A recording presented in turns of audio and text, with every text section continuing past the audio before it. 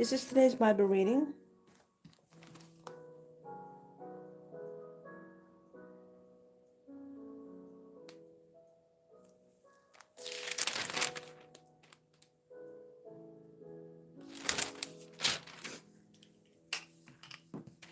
Book of Exodus, chapter 12, 37.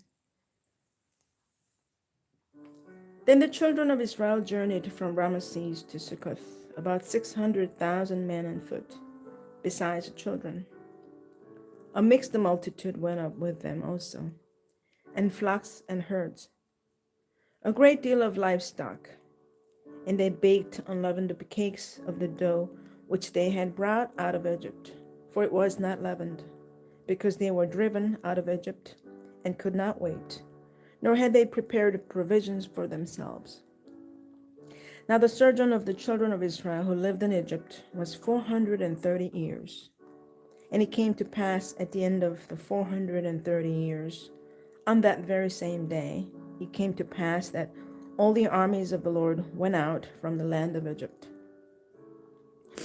It is a night of solemn observance to the Lord for bringing them out of the land of Egypt. This is that night of the Lord, a solemn observance for all the children of Israel throughout their generations.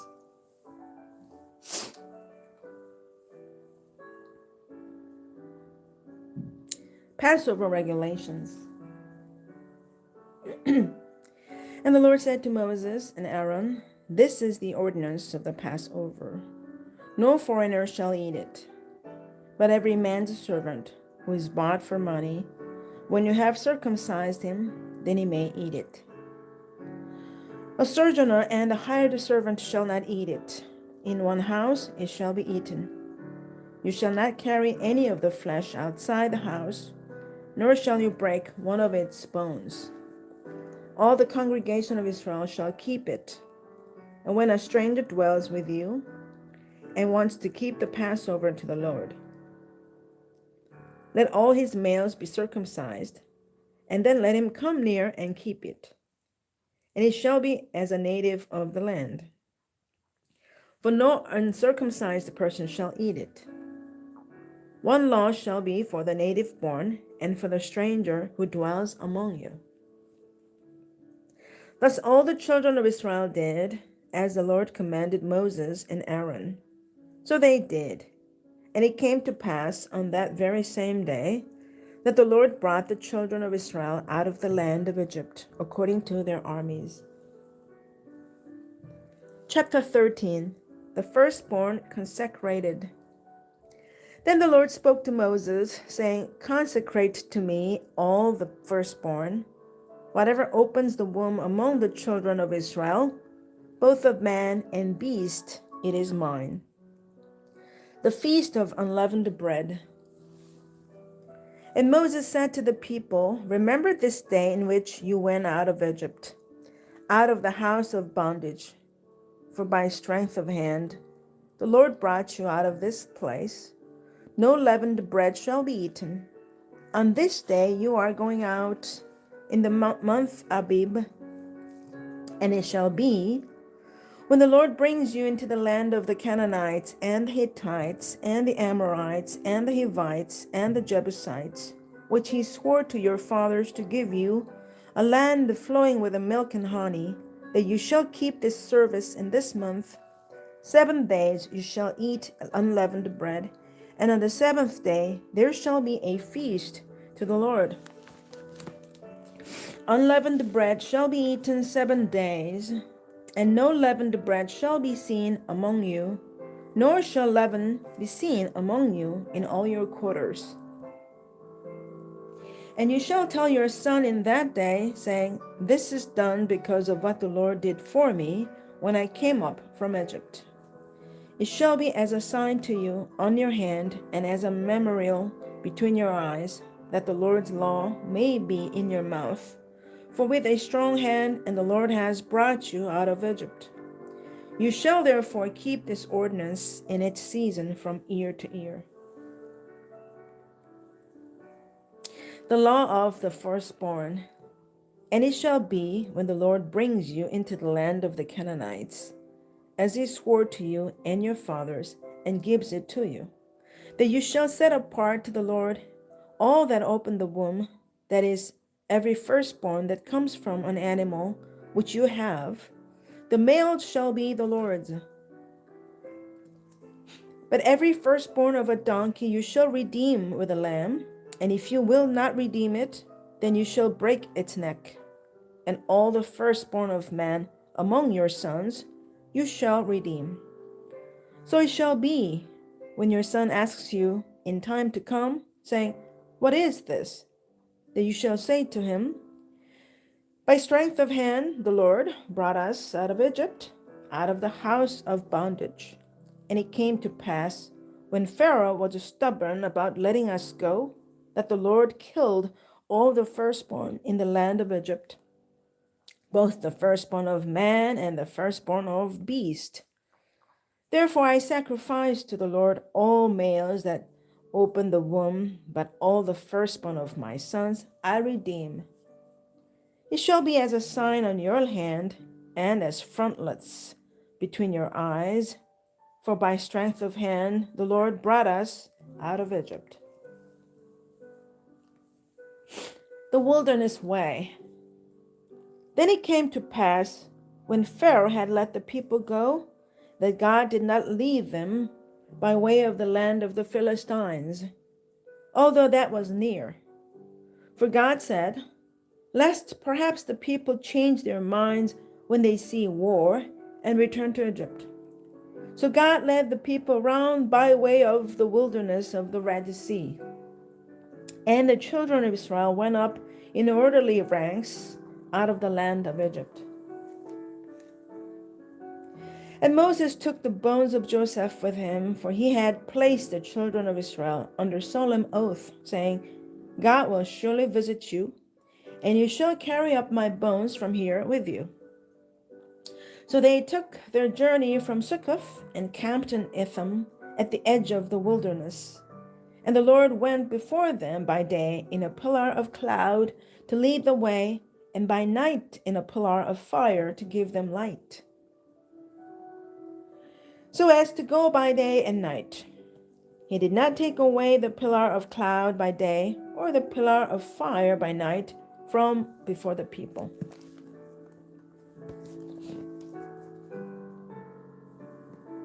The road through Philistia, Exodus 13:17. There were 3 ancient routes between Asia and Egypt. One route went from Elat near Ezion-Geber across the Sinai Peninsula to the area of the Suez around the city of On, Heliopolis. Another route stretched from near Beersheba in the Negev to the area of the Suez. The route most commonly used, however, especially by Egyptian armies, was the way of the land of the Philistines, Exodus 13:17. In Egypt, this roadway was called the Way of Horus, named for Egypt's earliest state god. The Way of Horus was a coastal route that left Egypt from the northeast. It ran along the northern reaches of the Sinai Peninsula and along the coast of Canaan. If a traveler was going toward Damascus, he would cut inland passing Megiddo and then down to Jezreel Valley to Hazor, and from there cross into Transjordan. More northerly destinations would continue along the coast.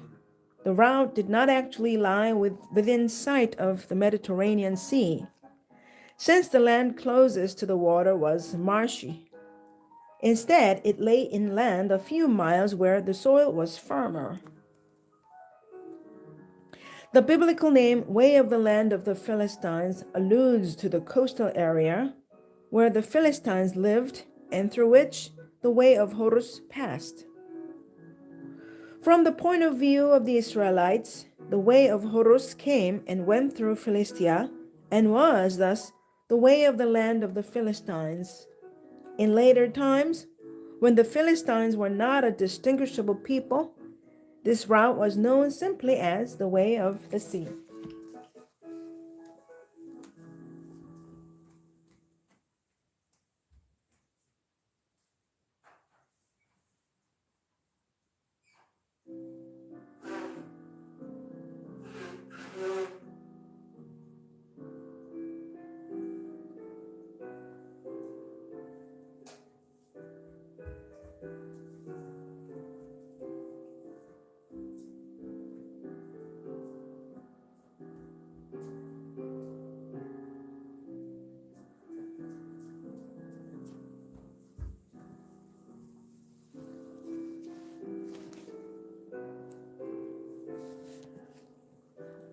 Chapter 14, the Red Sea crossing.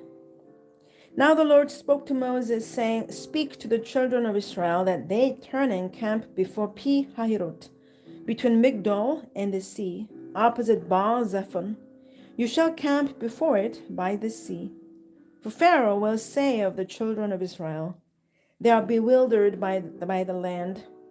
The wilderness has closed them in. Then I will harden Pharaoh's heart, so that he will pursue them, and I will gain honor over Pharaoh and over all his army, that the Egyptians may know that I am the Lord. And they did so. Now it was told the king of Egypt that the people had fled, and the heart of Pharaoh and his servants was turned against the people. And they said, Why have we done this, that we have let Israel go from serving us? So he made ready his chariot and took his people with him. Also he took 600 choice chariots, and all the chariots of Egypt, with captains over every one of them.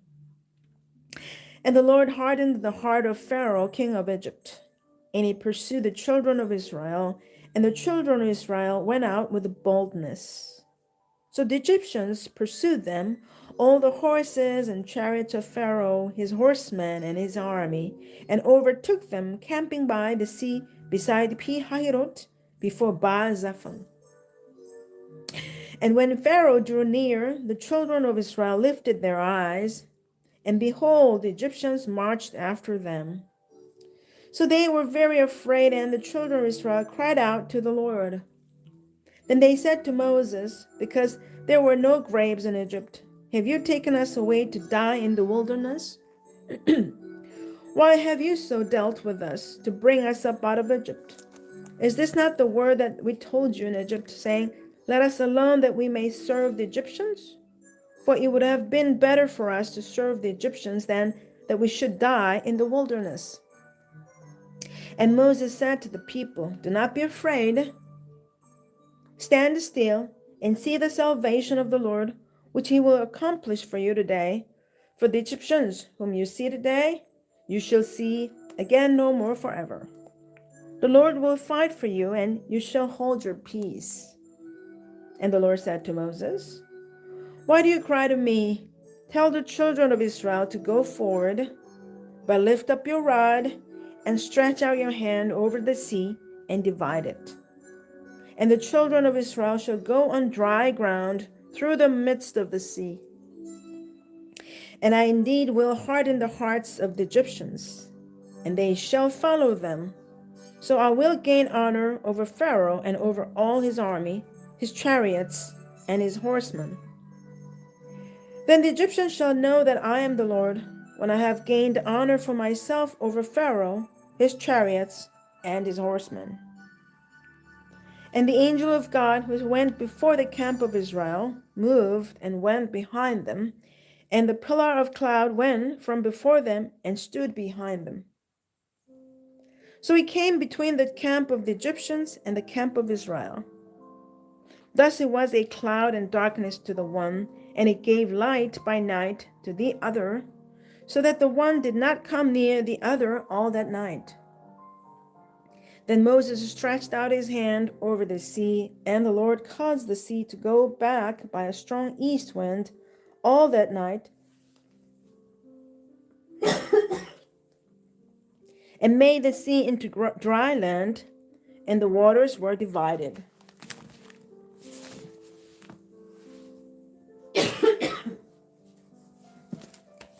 So the children of Israel went into the midst of the sea on the dry ground, and the waters were a wall to them on their right hand and on their left. And the Egyptians pursued and went after them into the midst of the sea, all Pharaoh's horses, his chariots, and his horsemen. Now it came to pass in the morning watch that the Lord looked down upon the army of the Egyptians through the pillar of fire and cloud, and he troubled the army of the Egyptians. And he took off their chariot wheels, so that they drove them with a difficulty. And the Egyptians said, Let us flee from the face of Israel, for the Lord fights for them against the Egyptians. Then the Lord said to Moses, Stretch out your hand over the sea, that the waters may come back upon the Egyptians, on their chariots and on their horsemen. And Moses stretched out his hand over the sea, and when the morning appeared, the sea returned to its full depth, while the Egyptians were fleeing into it. So the Lord overthrew the Egyptians in the midst of the sea. Then the waters returned and covered the chariots, the horsemen, and all the army of Pharaoh that came into the sea after them. Not so much as one of them remained. But the children of Israel had walked on dry land in the midst of the sea, and the waters were a wall to them on their right hand and on their left. So the Lord saved Israel that day out of the hand of the Egyptians, and Israel saw the Egyptians dead on the seashore. Thus Israel saw the great work which the Lord had done in Egypt.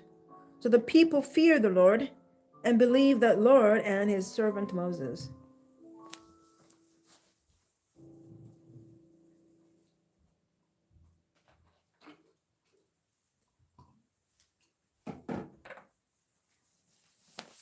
Chapter 15, the Song of Moses. Then Moses and the children of Israel sang this song to the Lord and spoke, saying, I will sing to the Lord, for he has triumphed gloriously. The horse and its rider he has thrown into the sea. The Lord is my strength and song, and he has become my salvation. He is my God, and I will praise him, my father's God, and I will exalt him. The Lord is a man of war. The Lord is his name. Pharaoh's chariots and his army he has cast into the sea. His chosen captains also are drowned in the Red Sea. The depths have covered them. They sank to the bottom like a stone. Your right hand, O Lord, has become glorious in power. Your right hand, O Lord, has dashed the enemy in pieces. And in the greatness of your excellence, you have overthrown those who rose against you. You sent forth your wrath. It consumed them like stubble, and with the blast of your nostrils, the waters were gathered together. The floods stood upright like a heap. The depth congealed in the heart of the sea. God among the warrior deities, Exodus 15:1 through 21. The song of Moses and Miriam in Exodus 15:1 through 21 is a victory song like those sung in many cultures in the ancient world. God is praised as a warrior going out to fight for Israel. In the faith of the ancient world, armies did not go to battle alone. The deity or deities of the army fought in heaven and on earth against the opposing army and its gods. Nearly every culture had a deity of war. The Canaanite goddess Anat bedecked herself with the parts of corpses from slain soldiers. The Mesopotamian goddess Ishtar led armies, along with the patron deities of the warring cities. All gods who were responsible for particular cities were expected to be able to defend their territory. So Israel's God, bringing his people out of Egypt, is depicted in song as having defeated the army, and thus also the gods of the Egyptians by himself. The use of water to destroy enemies is ancient. Songs about the defeat of the Sumerian city of Ur early in the 2nd millennium BC tell about floods and roaring rivers sent by the gods to destroy the city. In Israel's song, God picks up chariots and riders and throws them into the water like so many toys. The language, symbols, and imagery of Israel's song are those commonly used for war deities in this ancient Near East. Israel's enemies near and far are terrified. Terror or fear was assumed to be a separate substance which went before the deity, defeating enemies even before the god arrived. The people of the victorious deity are established in their proper place and the winning god is enthroned as a ruler over the vanquished deities. The peoples around Israel would understand such phrases familiar to ancient civilization. Thus, they would recognize the victory song of Moses and Miriam as praise for the work of a warrior deity who was mightier than any other deity. Who is like you, O Lord, among the gods? Exodus 15:11.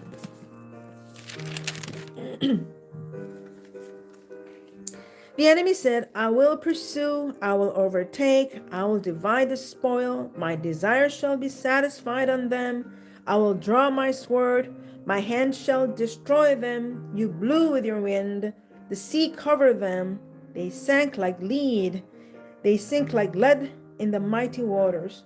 Who is like you, O Lord, among the gods? Who is like you, glorious in holiness, fearful in praises, doing wonders? You stretched out your right hand, the earth has swallowed them. You in your mercy have led forth the people whom you have redeemed. You've guided them in your strength to your holy habitation. The people will hear and be afraid. Sorrow will take hold of the inhabitants of Philistia. Then the chiefs of Edom will be dismayed. The mighty men of Moab, trembling will take hold of them. All the inhabitants of Canaan will melt away. Fear and dread will fall on them. By the greatness of your arm, they will be as still as a stone. Till your people pass over, O Lord, till the people pass over, whom you have purchased. You will bring them in and plant them in the mountain of your inheritance, in the place, O Lord, which you have made for your own dwelling, the sanctuary, O Lord, which your hands have established. The Lord shall reign forever and ever. For the horses of Pharaoh went with his chariots and his horsemen into the sea, and the Lord brought back the waters of the sea upon them. But the children of Israel went on dry land in the midst of the sea. The song of Miriam. Then Miriam the prophetess, the sister of Aaron, took the timbrel in her hand, and all the women went out after her with timbrels and with the dances. And Miriam answered them, Sing to the Lord, for he has triumphed gloriously. The horse and its rider he is thrown into the sea. Bitter waters made it sweet. So Moses brought Israel from the Red Sea. Then they went out into the wilderness of Shur. And they went 3 days in the wilderness and found no water. Now when they came to Marah, they could not drink the waters of Marah, for they were bitter. Therefore the name of it was called Marah. And the people complained against Moses, saying, What shall we drink? So he cried out to the Lord, and the Lord showed him a tree. When he cast it into the waters were made sweet. There he made a statute and an ordinance for them, and there he tested them and said, If you diligently heed the voice of the Lord your God and do what is right in his sight, give ear to his commandments and keep all his statutes, I'll put none of the diseases on you which I brought on the Egyptians, for I am the Lord who heals you.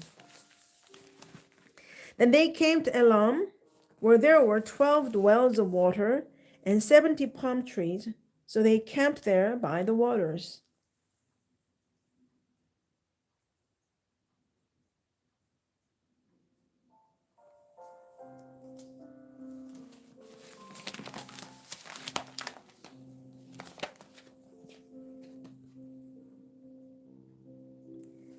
Amen. This is the end of the Bible reading. Thanks for joining me. Have a great day. God bless you. And see you tomorrow again.